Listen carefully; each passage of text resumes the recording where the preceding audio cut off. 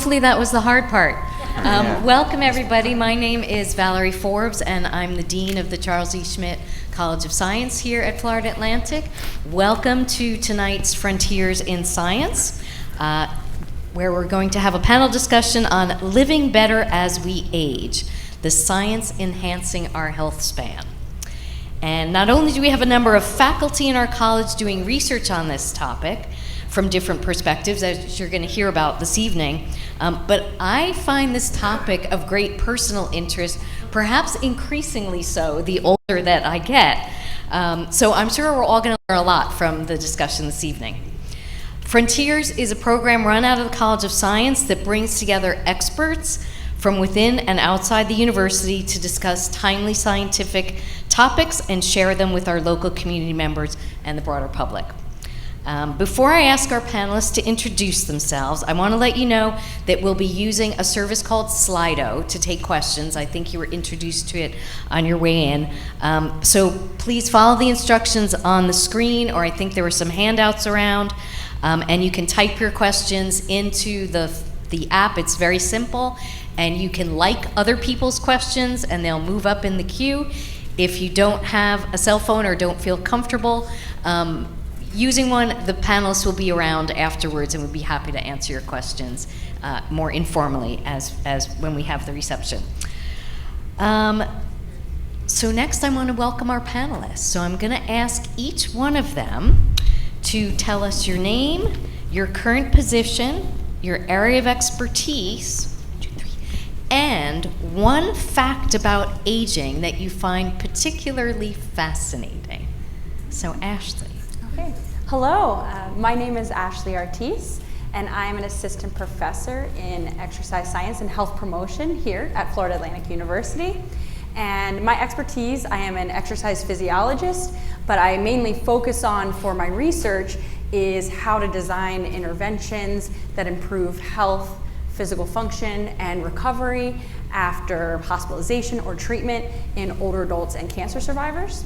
And my one fact about aging that I think is really interesting and is part of my research as well is this whole idea of resilience and how we can build resilience and how our bodies can change and adapt to the things that we do over time, and how by engaging in different behaviors such as exercise, we can actually build resilience which allows our body to bounce back from different challenges or different stresses that we might be faced by, such as cancer treatment or hospitalizations or surgery. And so we can build resilience in everything that we do, no matter what age, and that allows us to bounce back from different stressors that we encounter in life. Great. All right, thank you. Scott.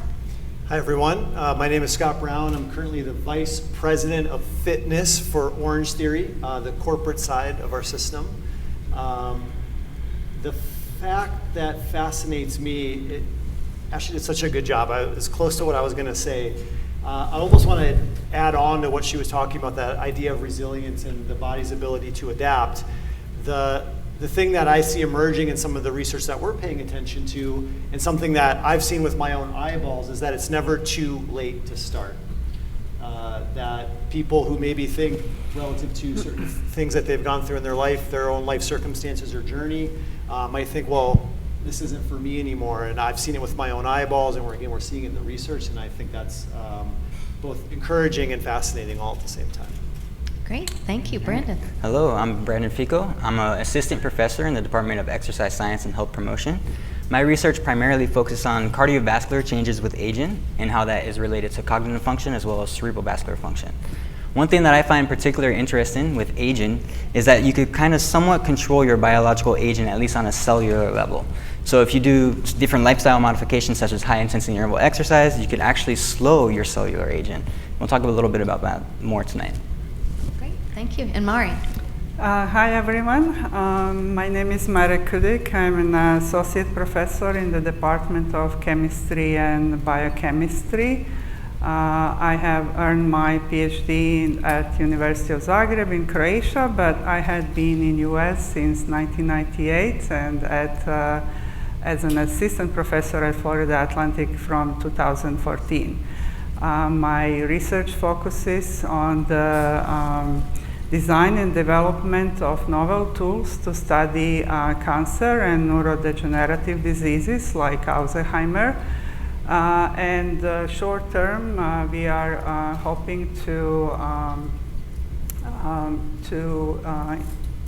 investigate or to get insight into the pathogenesis of these diseases, and the long term to come up with the development of new therapeutic strategies.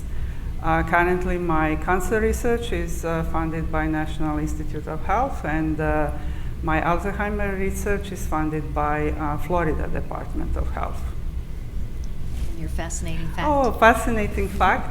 It's actually, it's related to Alzheimer's disease.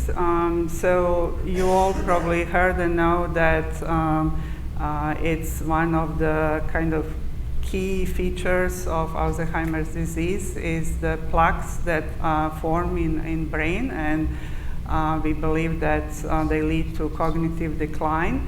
However, we do know that there are people with the plaques, they do not have cognitive decline. So that is still fascinating and kind of stimulating for me to keep doing research in this area.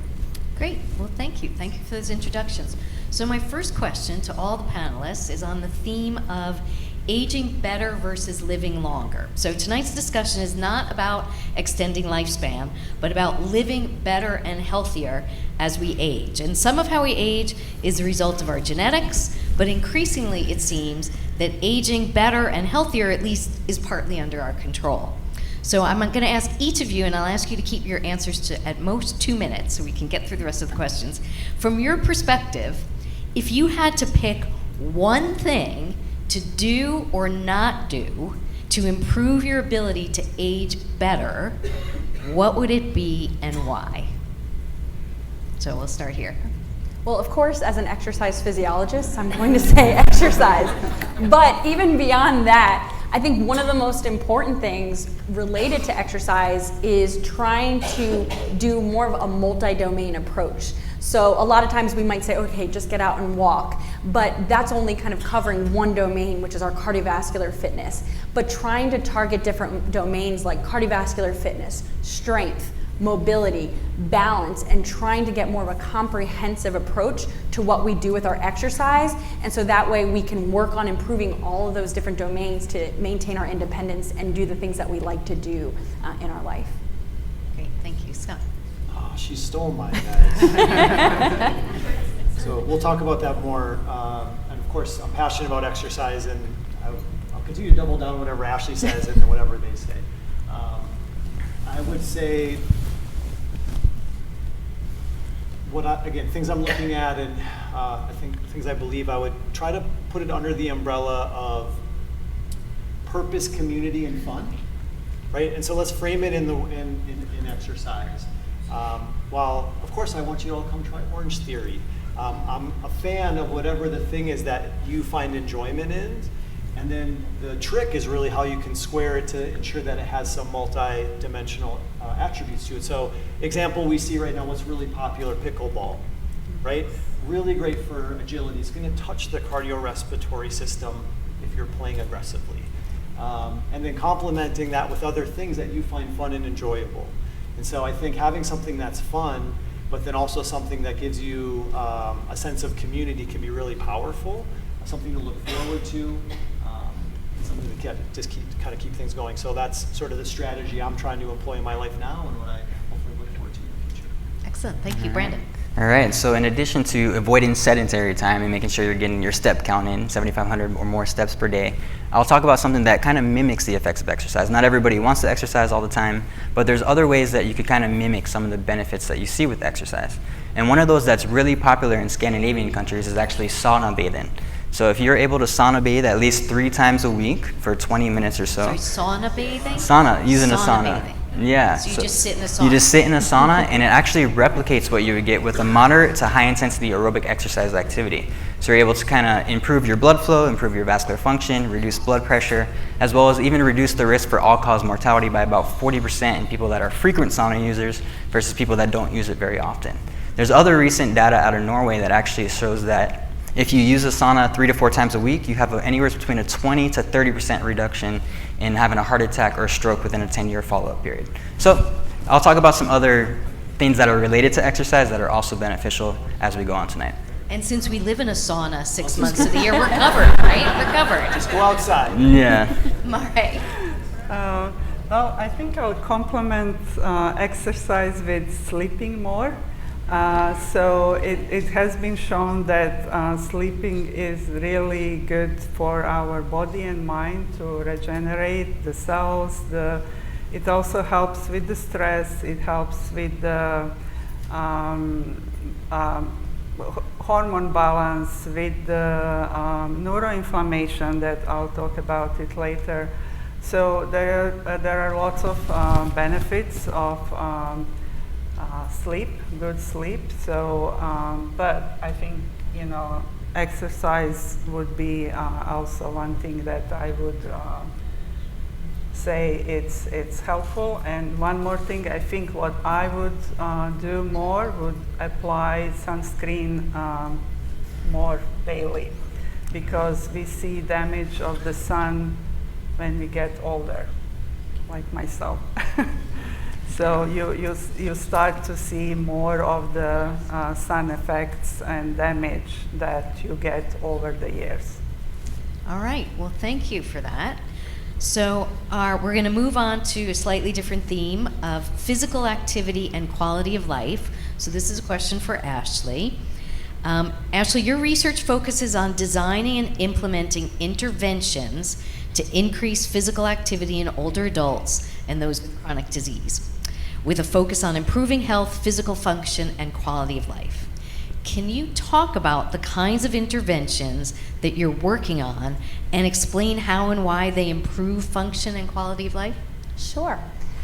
So mainly my main research focus is designing these novel interventions that are not only effective, right, because we want to make sure that they're effective, but also that they're personalized and individualized to the people and the populations that I work with, as well as including that multi-domain component that I was talking about earlier.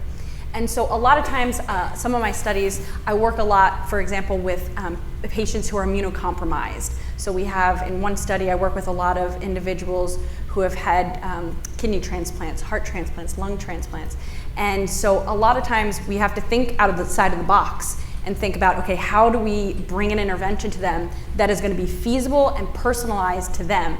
Because a lot of times it might not be feasible for them to go and work out in a group or go to the gym.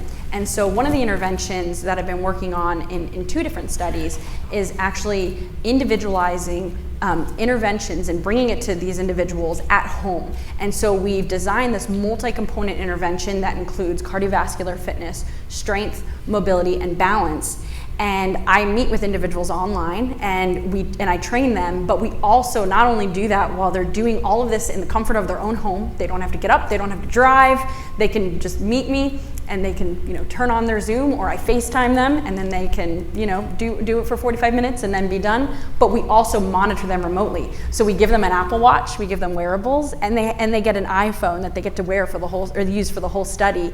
And so we can actually look at their heart rates. And we actually, part of our cardiovascular component is high intensity interval training, where we have them push it really hard and then take it down easy, and then they push it really hard and they take it down easy. And we can actually monitor their heart rates. We personalize the heart rates to them based on some tests that we do with them initially, and then I can go and look at their data after they're done and see how they're doing. And so then the next session saying, we're gonna push this a little bit harder, or okay, we're gonna back it off a little bit on this next session based on what their data. So we use the constant feedback to individualize the programs for these individuals. So that's one of the interventions we're actually incorporating in individuals who have been recently hospitalized. So we help them recover after that hospitalization, and then they can do it in the comforts of their own home. We're also using this type of intervention for some of our cancer patients that are undergoing bone marrow transplant. So again, another population that is immunocompromised and can't always go out into a gym or into the community. And what we do is we do these remote interventions before they undergo their bone marrow transplant, with the goal of improving their outcomes when they finish that transplant, because previous research has shown that if you have better function and you have better cardiovascular fitness before you go into that treatment, you're going to have better post-treatment outcomes. So a shorter length of stay in the hospital, better survival rates, and better function after you finish that treatment. And so those are two types of interventions. And then we're also, we're starting another intervention that's, again, a multi-domain intervention that we're going to be combining exercise and transcranial brain stimulation. We're partnering with a faculty, Dr. Hong, in the psychology department,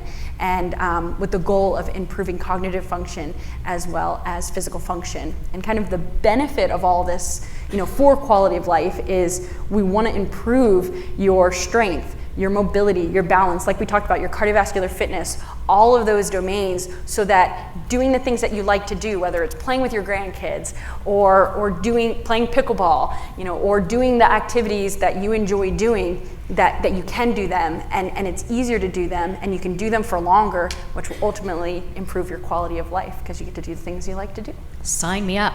Sign me up. Thank you, Ashley. All right, my next question is for Scott, and it's on the elements of an effective anti-aging workout. Scott, your work at Orange Theory Fitness involves leveraging the science of exercise with the art of practical application at scale to support healthy aging and performance. Now, Orange Theory is well known for its heart rate-based interval training, and more recently, and there's been an increasing focus on strength training. Can you talk about your approach to developing new workouts and how you use science and data to inform the process, and why it's important for people to track their fitness levels and performance over time? How much time do we have? You got 8 minutes. So first question, do I have anyone who's tried an Orange Theory class with us today? 1, 2, sprinkle. Okay, I see you guys. I'll explain a little bit of what we do along the way. So the good news is, again, Ashley set me up well. So how we use the science is where I'll start. And primarily we start with having a good, just foundational approach using the best practices and principles that are going to come out of exercise science, kinesiology, and general physiology. And so how we... Can you hear, is there a problem with the sound? So, oh man. Can we up the sound a bit? I can just hold it. Okay, I'll hit that quickly from the top. So from a science perspective, is that better? Sorry, I apologize. From a science perspective, what we're going to do is start with the foundational best practices, principles across exercise science, kinesiology, fundamental physiology, and try to put that together in a package that is hopefully easy to understand and fun to execute. So similar to what Ashley is saying, we take a multi-dimensional approach is what we call it. So we use a simple construct of endurance, strength, and power, and then we're going to blend in things like movement, mobility, balance, stability, coordination, etc. But that's not like at the forefront of how we describe the workout. So then from the next layer of science for us is we employ some research scientists, and we have a lot of connections into various fields, and trying to even make deeper connections here at this university so that we're staying on top of all of the evidence-based research that's coming out to ensure that we continue to stay in line with both the research and the trends so that we can be effective, because ultimately our goal, our purpose as we call it, is to help our members live a longer, more vibrant life. Ellen Latham, who founded our company and really was the creator of the workout, that was her guiding mission, and so many of us that come into the company now continue to carry that torch for her and the rest of the company. So over on the data side, which becomes super fun and interesting, because similar, but we're trying to do it at just a broader scale and not with the general populations that Ashley's working with, is we want to use data, especially we're using a heart rate monitor, and then we have screens in the studio. Really what we're trying to do is help keep a member on track. And so how to say it simply is we don't want you to overdo it, but we don't want you to underdo it. You need the right amount of exercise or that dose or that stress so that it can allow you to then have the adaptation that's going to allow you to be stronger, more resilient, improve your function, and all the various things that are going to come from that. And then for us at the corporate level, then we use that data. It's anonymized, and we just look at it at the macro level to understand, are we hitting the mark? So we're going to design our workouts with certain intent to try to hit the physiological systems across the spectrum, and now we want to understand, do we actually do that across our different demographic populations and in net large for our workout? And we use that entire feedback loop to continue just to fine tune the things we're doing. A little more of this, a little less of that, mixed in with, we have a pretty robust, basically like sort of survey and experience feedback loop where if any of you were members, you can tell us how you think we're doing, what you like and don't like. Because ultimately, from where we stand, if both from a business, but ultimately from a results and helping people live longer and live well, if you don't come in and do the workout, it doesn't matter. So I could write you the best workout on paper, backed by every detail of science, but if it's not fun to do, you're probably not going to come back. And so what we're trying to do is blend that sort of human behavior side so that you can have fun. And really the power of the studio, if you're ever willing to give it a shot, is like we try to have a good time. We try to make it fun. Vibrant community, helpful team. You have a coach in there guiding you along the way. We're trying to play fun music. So adding those experiential elements on top of the science-backed programming and workout design mixed with that heart rate feedback loop just to help keep you in that sweet spot depending on what we're doing today, what your goals are, is really the approach that we're taking currently. Great, good stuff, thank you. Let's see, so moving on to the relationship between cardiovascular health and brain function. And again, please speak loudly and slowly, and if you can't hear, just signal and I'll alert them in the back. So Brandon, your research investigates how age-related changes in the cardiovascular system, such as stiffening of the arteries, impact blood flow and how these changes may lead to Alzheimer's disease and other cognitive impairments. Can you explain the connection between cardiovascular health and brain function in particular, and what you think could be the most effective strategies for improving brain blood flow? For example, medication, diet, exercise, social engagement, sleep, whatever. All right, awesome. So just to give you guys a little bit of background information, cardiovascular disease is the leading cause of death here in the US and worldwide. So it's very much so related to everything else, including our brain health. But I'll kind of describe how the two are related. So as we get older, one of the big things that we see that's very much so related to cognitive function is we have a decrease in the overall amount of blood flow that gets to the brain, or cerebral blood flow. But we also see changes in the characteristics of the blood flow every time the heart contracts when it gets to the brain, and I'll explain how that works. One thing that happens as we get older is our arteries become more rigid or stiff. Part of that is just mechanical stress over time. If you have any type of cardiovascular disease, it's going to also make your arteries more rigid. You can think of this simply as plaque buildup. So if you have these stiff arteries, essentially what happens is every time your heart contracts, the pressure from your heart gets transferred to your brain. So this is something that we can measure with research using MRI, even ultrasound, and we look at the pulsatility of blood flow, which is just a simple way of saying we look at the fluctuations of blood flow every time the heart contracts, specifically in the brain. And what we see is as people get older and their arteries become stiffer, my research has shown that basically with stiffer arteries, we have increases in pulsatile blood flow to the brain. So every time the heart contracts, more pressure gets to the brain as well as all of our other organs in our body. So what could we do about that? Well, there's a lot of different things you could do to help improve your cardiovascular function as well as your cerebrovascular function and eventually your cognitive function as we get older. Obviously, one thing that we talked a lot about tonight is exercise. So ACSM, our American College of Sports Medicine, recommends that everybody does at least 150 minutes of aerobic exercise per week and then strength training exercise at least twice a week. So there's a couple caveats to that. The more intense exercise you do, such as high intensity interval exercise, or if you do more overall volume, you're going to see greater benefits. But there's also more of a benefit if you start early. So if you can start in midlife and then carry that over into aging, or as you get older, you'll get even more benefits. So as we get older, we have a decrease in our cardiorespiratory function about 1% per year. So if you're able to increase your baseline cardiorespiratory fitness, or what we call your VO2 max, that will basically carry over or translate to benefits in your cognitive function as you get older. So what else besides exercise can we do? So I also briefly mentioned sauna bathing. So this is obviously more popular in colder regions. Previously came from Wisconsin before I came back to Florida. And using a sauna is actually very beneficial. So some people don't want to exercise, but you may want to get the same benefits that you could get with exercise. So the way sauna bathing works is when you're in the sauna for about 20 minutes, it's anywhere between 175 up to 195 degrees. You progressively increase the temperature as well as the time.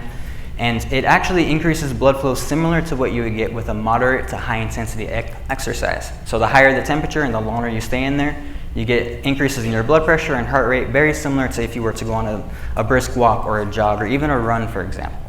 What else could we do that mimics exercise? Well, one thing that's really, I guess I would say pretty popular is time-restricted feeding. Some people would refer to it as intermittent fasting.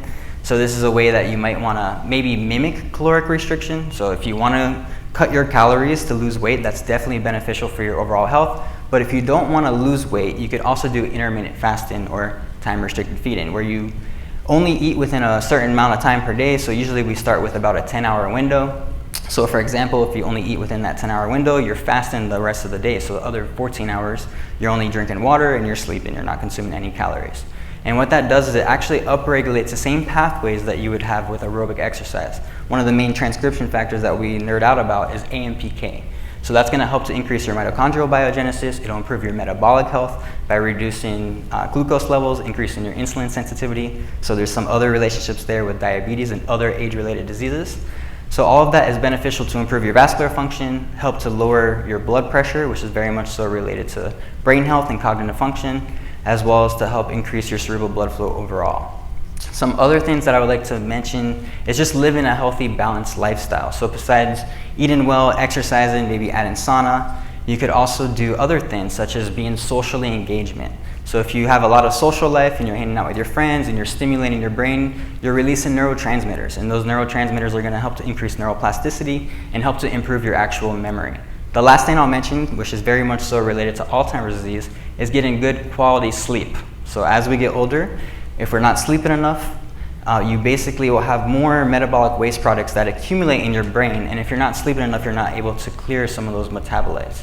So one thing that builds up, especially with Alzheimer's disease, is beta amyloid plaques.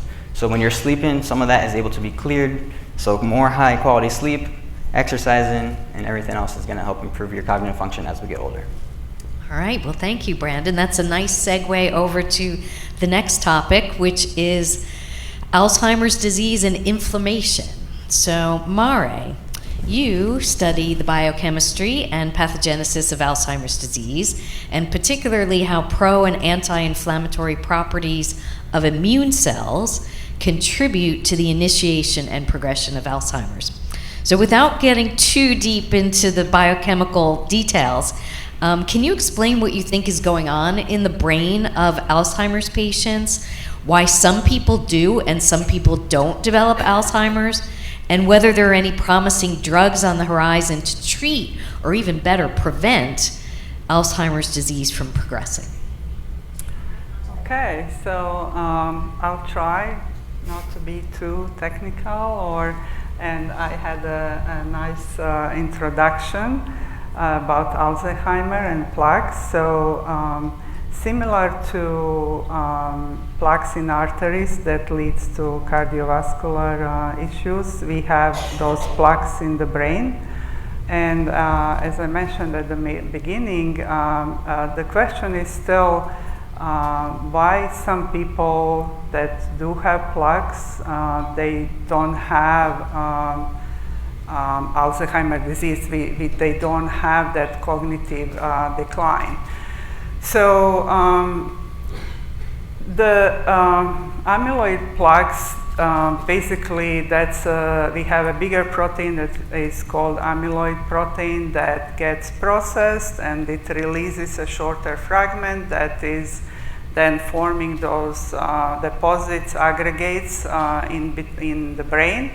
And these deposits then interrupts kind of communication between the nerve cells. Along the way, these neurons, these nerve cells also gets damaged, and that's called neurodegeneration. Okay, so for a long time, it's still valid. We had that what we called amyloid cascade hypothesis, meaning that this neurodegeneration had been attributed to the plaques in the brain. But as I already mentioned to you, it's like we could not kind of explain why plaques are not toxic, or they don't lead to these brain health issues in some patients. And the new hypothesis came into play, and it's called neuroinflammation cascade hypothesis. So basically, our brain has a specific type of immune cells that keep brain protected of foreign invaders. So those cells are called microglial cells. So these cells, it has been found that they are activated by presence of amyloid plaques. So once they are activated, they stimulate what we call cytokines, the pro-inflammatory cytokines, that's type interleukins 1 or 6 or TNF-alpha. Maybe you heard about it. These inflammatory markers are going to be visible in the blood test. So it was noticed that the Alzheimer patients have increased level of this inflammatory marker, and that's how that hypothesis came into play. So the issue is actually this stimulation of microglia's immune cells in the brain by amyloid plaques at the beginning of the process is something what we want. We want these cells to recognize those as something foreign that shouldn't be there. So we want them to act and destroy those plaques. The problem becomes when these cells are constantly activated, and they activate neighboring microglial cells, and then the neuroinflammation spread in the bigger area of the brain. And that becomes not good for brain cells. The neurons, they get damaged basically. And so overactivation of these pro-inflammatory cytokines expression leads to damage of the neuron to neurodegeneration.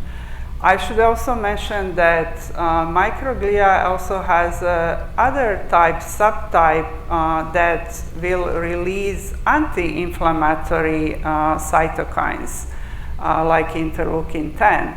And they're supposed to kind of pick up at some point and tell these, activated microglia, okay, we resolved the problem, and now we have to protect these neurons. So this is something that we have in body, in all cells, that we call homeostasis. It's the state of the cell that it's doing its best, kind of. So it was realized that neuroinflammation is basically, I wouldn't exclude amyloid plaques. I think both things participate in neurodegeneration, but we can't just rely on one or the other. So the two pathways happen in the brain, and we have to consider both. So neuroinflammation is kind of a recent and novel in the field, and in my lab we study neuroinflammation. Kind of we know that some of the proteins, this amyloid protein, gets decorated with sugars, we call them glycans, and they may kind of stimulate these pro-inflammatory cytokines. So eventually, as I said, long term would be first we want to figure out the mechanism what is overstimulating this pro-inflammatory pathway.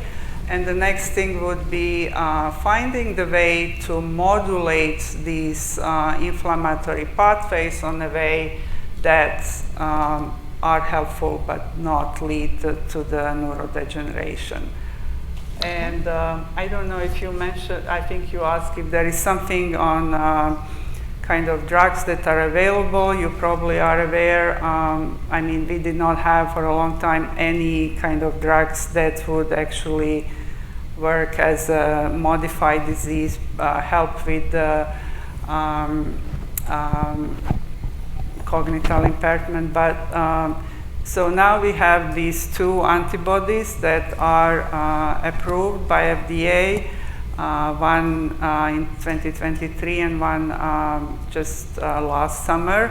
However, well, these monoclonal antibodies, they actually target the plaques. They don't target neuroinflammation. And they have lots of side effects, unfortunately. So I think we have still a lot to do in this area of research, and I think we will.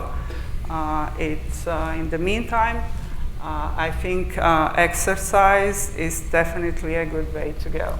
Yeah, just a quick connection between our work. So as we get older, like I mentioned, your arteries become stiffer and you have more pressure that gets to the brain, what we call cerebral pulsatility. That cerebral pulsatility is very much so related to Alzheimer's disease and dementia. Part of the reason why that occurs is because when you have an increase in that pulsatility to the brain, you have more of that neural inflammation or neurodegeneration.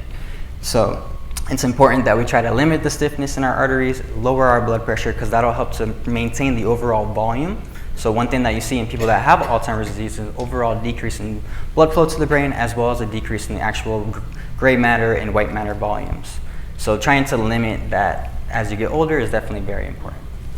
Okay, great. Thank you. I think at this point we're going to go over to audience questions, and I see that a number of questions have come in. And remember, you can vote questions up if you find one that looks particularly of interest, and I will do the best that I can here.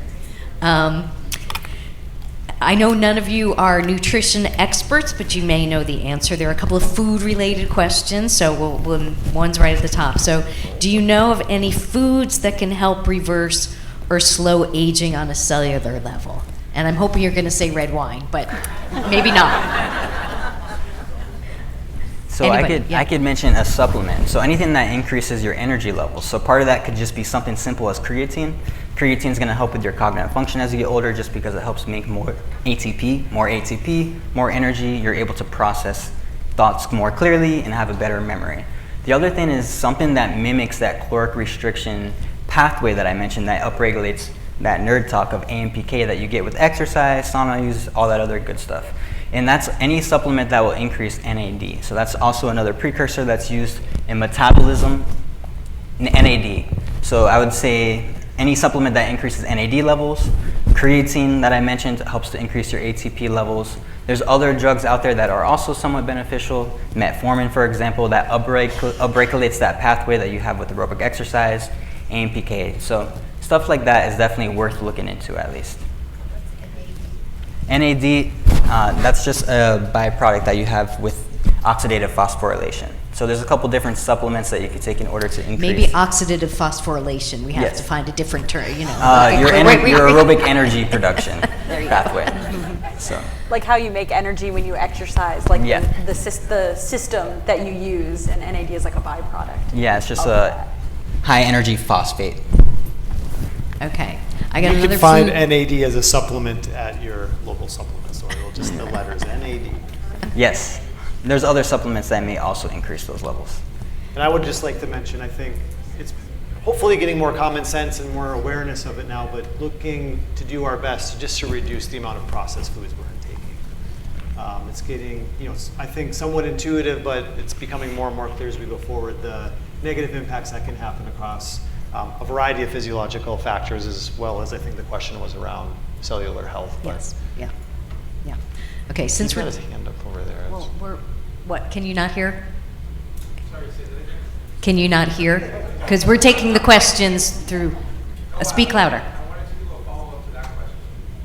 We're not gonna, so we're doing questions through the app. I'm afraid otherwise it becomes unmanageable. So you can ask your follow-up question during the reception when they'll all be here. Thank you. Okay, there's another food question. So while we're talking about food, can you discuss the benefits and downsides of the ketogenic diet versus high protein? Ooh. Thoughts on that? Like I said, we don't have nutrition experts per se on the panel, but you may have thoughts. So from my understanding, a ketogenic diet is just trying to limit your carbohydrate intake. So that's kind of goes hand in hand with a high protein diet.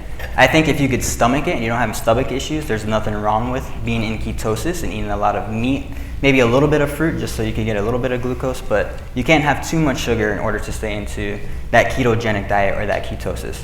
But I think whatever you could do that makes you feel good is something that you should consider doing.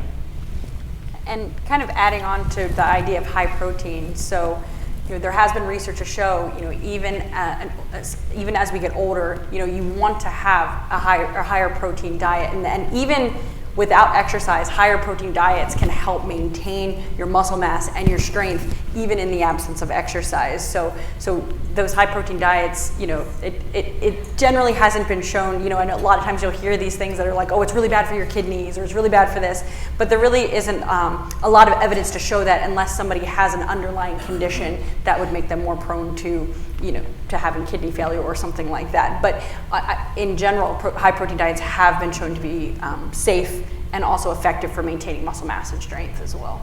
Ashley, I'm curious, what's the recommendation for protein intake these days? Well, so it's generally 1 gram for every kilogram of body, 1 gram for every kilogram of body weight, but you can go a little bit higher than that too.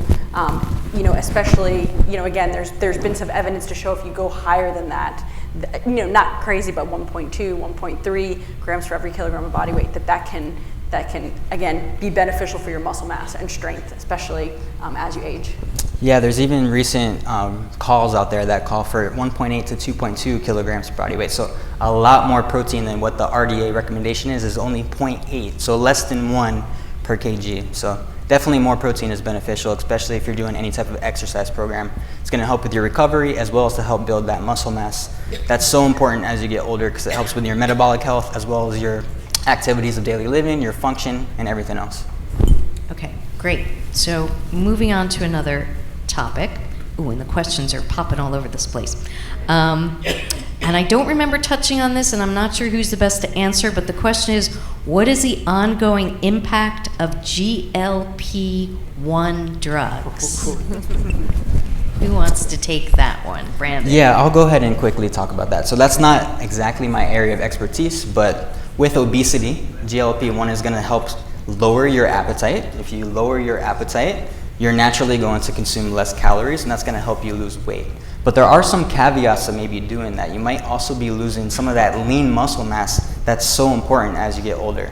So if you need to take it, go ahead, but make sure you're doing a lot of resistance training to help counteract some of that loss in lean muscle mass that you have, especially as we get older. So we're talking about Ozempic and those Correct. things. Yeah, that's exactly. Just so everybody knows. If Okay. I can add, Please. I mean, it's just to relate.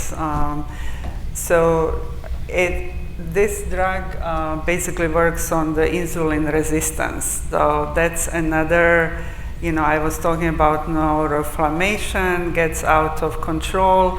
The same is with diabetes, insulin resistance. If you have a huge intake of sugar, these receptors get constantly stimulated and they don't respond anymore.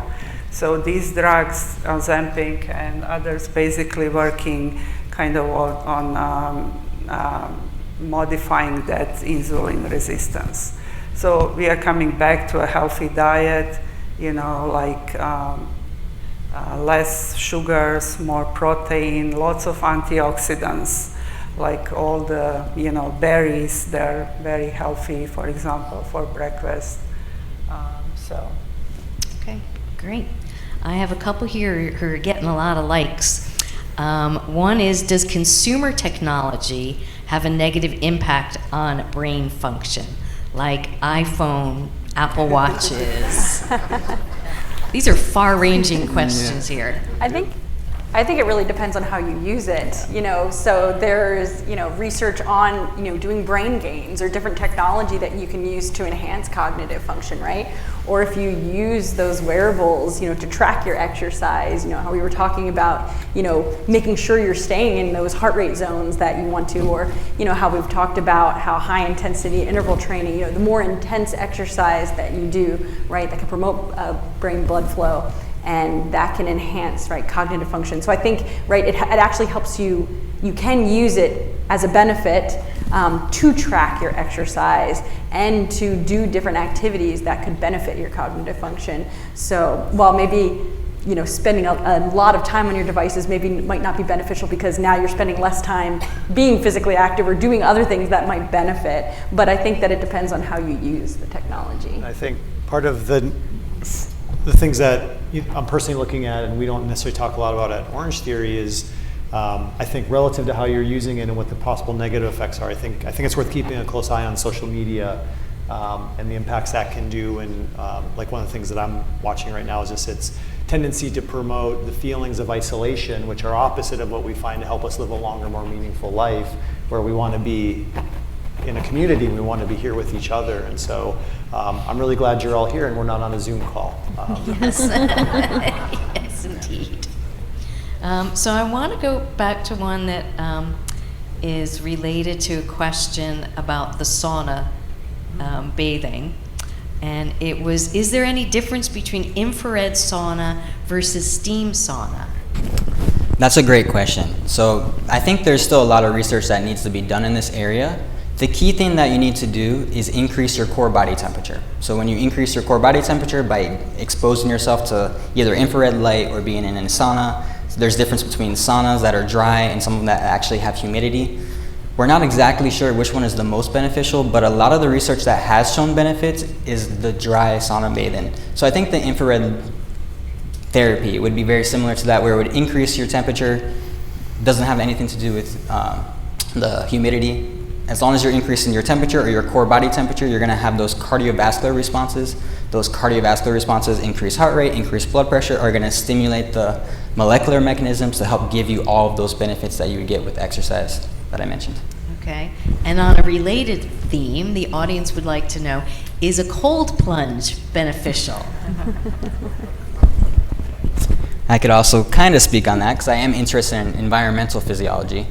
There's not a lot of research that shows that cold plunge therapy actually helps your overall health, but it does help improve your mood. So if you have a better mood, it helps get your energy levels up, or your perceived energy levels up. It could help you maybe have a little bit of a better day compared to like actually improving your overall health. Yeah, you just got to get past the first 30 seconds. So your mood gets better once you get out because it's over. Yeah. Exactly. I Yeah, figured that. It's a really, really hot day. It helps Yeah. wake you up for sure.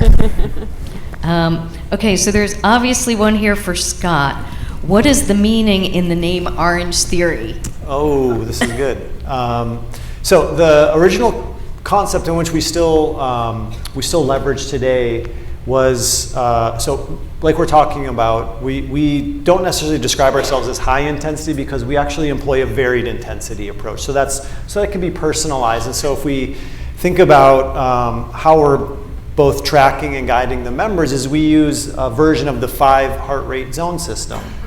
And so zone 1, 2, 3, 4, 5. Zone 4 is typically colored orange, and zone 5 is typically colored red. And so the general concept of Orange Theory was to help guide you into spending roughly 12 minutes per class in the orange or maybe the red zone, but we like you in the orange zone specifically. And so we have this concept of a splat point, which equals 60 seconds spent in zone 4 or 5. And so kind of the whole theory behind Orange Theory is that we're going to help you improve your health and your fitness and your overall well-being by encouraging you to spend that amount of time per class in the orange zone. And so similar to what we were talking about before, we are like ultimately our goal is if you're willing to come 3 or 4 times a week, we're going to assure that you're going to meet the ACSM and WHO guidelines for exercise, and that you're going to get that varied approach touching the different energy systems right? So that you're going to touch that anaerobic energy system, the zone 4 and 5, but you're also going to spend time in the aerobic energy system. And then we're going to mix that with strength training just to ensure that we're giving you that well-rounded routine. So hopefully that answers the question, but it's really, Very good, yes. it's around zone 4. Mystery solved, mystery solved. Here's a good one that I think several of you can address. So the question is, does working out at a young age do more harm than good because of the stress on the joints when you're still growing? There's one thing you guys probably have way smarter answers than me, but I was an ice hockey athlete. I coached ice hockey for a long time and got to look a lot at what was called athletic development models.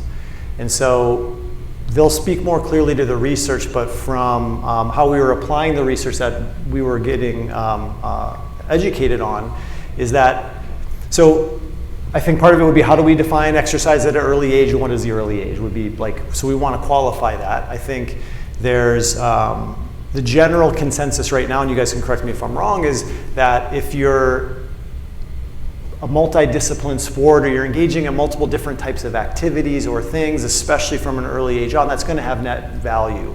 And so there's always been the question, like especially when I was coaching youth athletes, can my kids start lifting weights? And so, okay, we're going to look at the cutoff line, or the entry point typically is going to be around puberty. So that's when we're going to think that once you pass your puberty, it's going to be mostly net positive if done appropriately and applied correctly. Pre-puberty, you're going to want to watch out, but if a young child wants to have fun and work out alongside their parents and do things, like as long as it's reasonable, moderate, and it's very mixed up, and you're just using sort of intuitive, best, good approaches, I think it's going to be fine. So it's a long-winded answer, but ultimately I would say post-puberty, let's go, but keep mixing it up. For anyone who has children or grandchildren who are focused on sport, the number one thing I would tell every single parent who's willing to listen is don't early specialize. Everyone thinks I got to keep up with the Joneses and I got to play soccer season and then post-soccer season and then soccer camp and then soccer this and soccer that, and that is a long-term, that can more likely lead to overuse injuries and mental burnout, fatigue, dissatisfaction with the sport. So I get passionate about this topic, and I just love to help people understand, like, hey, the best athletic outcomes typically come from multi-dimensional or multi-discipline athletes who then specialize when they get to that right stage in their journey. Okay. Yeah. So I forget who in the opening remarks said, and it might have been you, Scott, it's never too late, or maybe it was you. Somebody said it's never too late to start exercising, and this was about, can it be too early? But yet are there advantages to maintaining your health and your exercise throughout life instead of just waiting until you reach a certain age and, I better start exercising now because I'm getting old? Yeah. So talk about that. Yeah, definitely. When we think about it, like exactly what Scott said. So I think the benefit is, and when we even think about the guidelines, right? The guidelines is, when we think about, NFL play 60, right? The goal of that is for kids to get 60 minutes a day of physical activity, and that coincides with the guidelines for kids. And the guidelines is not only get 60 minutes, but you want to get a combination of aerobic, strength building, and some kind of bone strengthening activities. So whether that's hopping, jumping, skipping, and strength-based activities. So it's definitely recommended for kids to, be physically active early in their life. And something else that we want to think about is what we do early in our life can impact us years down the road. Like when we think about bone health, right? It's a condition that we maybe develop years later, but we set the foundation for it here earlier in life. And so thinking about, it's more about the consistency, right? And kind of like, we were just saying, it's about not only specializing though, because that's when you start to, get into that potential overuse injuries. So sometimes it's more of the injuries that then might negatively impact somebody later. So it's the injuries that they get when, as a child or as an adolescent or as they're getting into early adulthood that might impact them and put them at a greater risk, say, for osteoarthritis later on. But so making sure that you manage the type of activity and manage the volume of activity, but still what you do early still adds up and helps prevent chronic diseases as you age. But it's also still never too late. Yeah, I think Ashley and Scott both did a great job explaining that, but I'll attack it from a different angle. So there used to be a train of thought that if you did resistance training to with a kid, like anything over their head, would actually stunt their growth. And recent research has shown that that's actually not the case. Yep. So the idea was that if you put pressure on the disc and the growth plates of the bones, that you would stunt their growth, and that's not true. I think if you have individuals or young kids that are willing to do any type of strength training activities within reasonable limits, it'll help actually prevent injuries, especially if they're playing any type of sports. Okay. Any other final words on that? Okay, I think we're going to end the Q&A here. I know that we didn't get to all the questions, but our panelists are going to hang around, and you're all invited to a reception that's right next door, so please come and enjoy. I want to mention that we'll be having our next panel on Wednesday, February 19th, same time and location. New panel of experts, and the topic will be future-proofing our coasts, leveraging science for a sustainable tomorrow. So hope you'll join us for that. Please join me in thanking our wonderful panelists for sharing their